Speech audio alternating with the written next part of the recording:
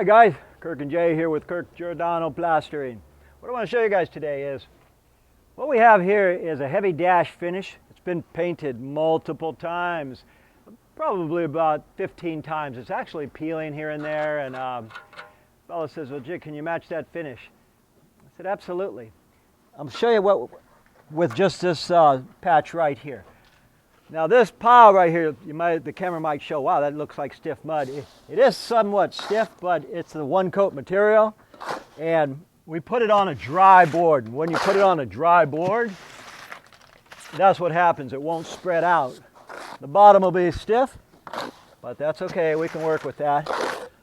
I'm going to show you something. When we're doing, and these plank are a little wiggly too, but nothing we can't handle. When you're doing two coats, same day back to back, a few things to remember are, get your joints first. Get my joint right in here and get it way up under there. Squeeze it in there, a lot of muscle to get it in there. Then you could use strength or skill in a few minutes after you've gotten this real tight. Here's the muscle part. A lot of muscle in there. And by the way, guys, this isn't something we lathed. And if you're familiar with our work, you know when we lathe something, we use a staple gun and staples. They've used furring nails here. And can you use furring nails? Absolutely. You could use furring nails, staples, screws. The fastest way is with staples and a gun.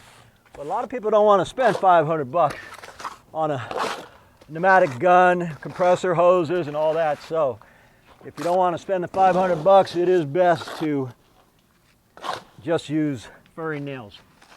The wire, by the way, is self-furred. Anyhow, what I want to point out on this job is get rid of that little itty bitty trowel, get my Congo trowel. Is on this particular job, because it's a heavy sand, I don't know if the camera is going to show the heavy sand, but what I want to point out is our material yard, and most plaster material yards will have a sand which we call ole. Ole or Felton sand. Ole and Felton sand is a plaster sand made for plastering, but this particular finish is a dash, but it's been softened by many years of paint. So rather than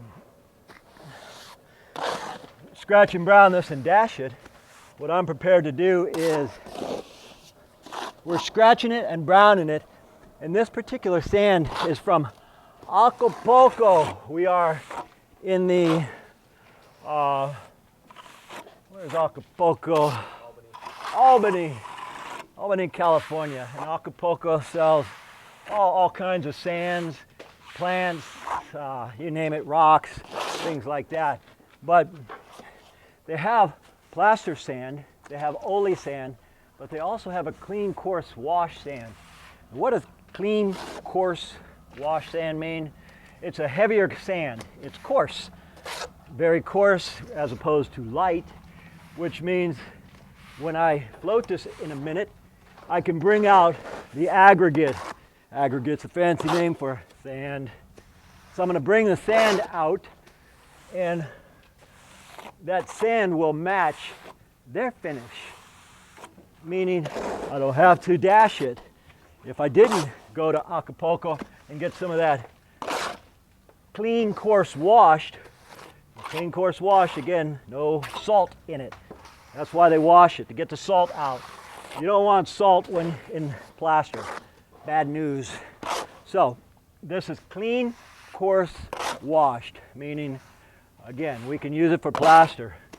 So now that I'm got this on here, a little bit more to get my corner a little bit straighter, as we didn't laugh this. Not criticizing their corners or anything, but it could have been a little straighter. But if they're not straight, we'll straighten it with the mud. So, I'm coming here, straightening it. And what I do is I look for the hollowness. I can look. This trowel that I'm using, which I've heard a lot of people say, hey Kirk, you're not a real plaster. That trowel you have is not a real trowel.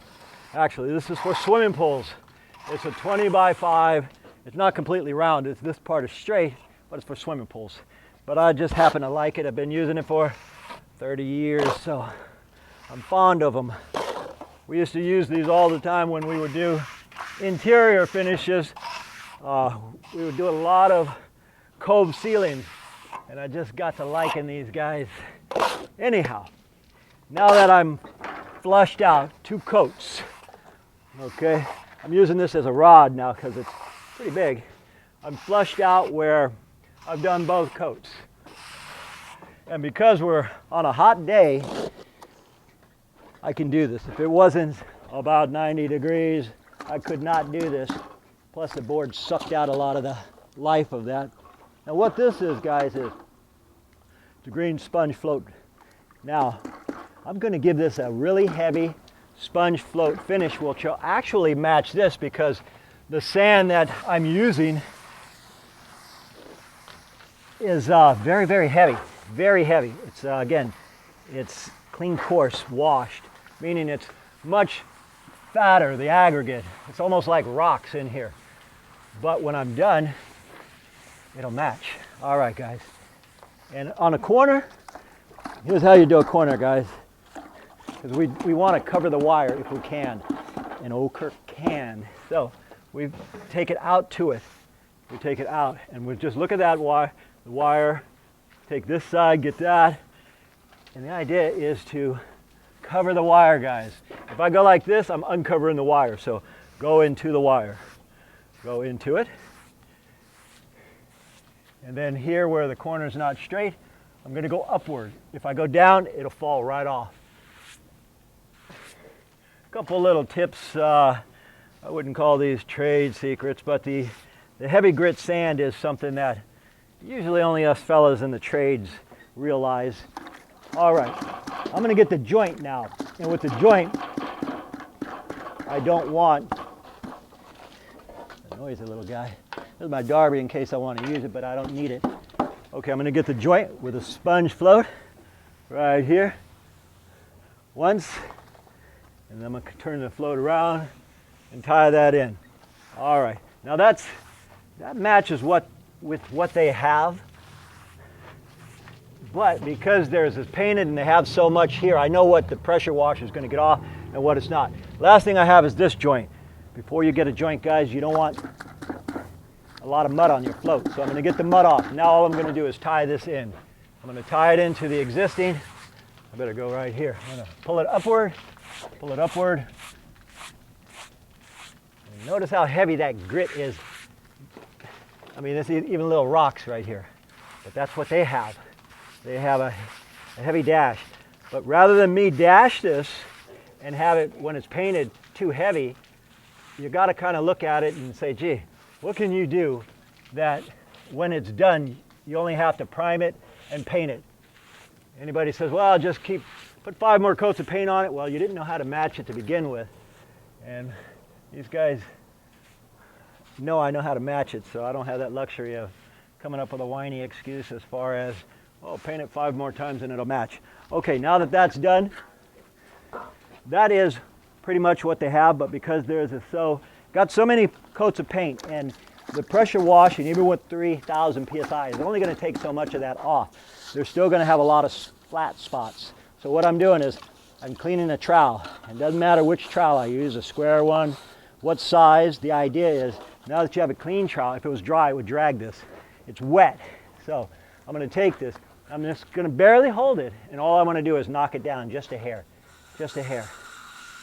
So when this is painted, it's as close of a match as you can get. See that?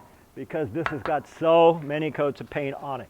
There's nothing to it, guys, but it does take practice. Oh, Kirk makes it look easy because it is easy for me.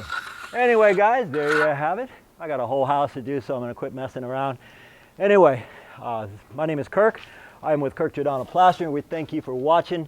And as usual, guys, we'll see you on the next one.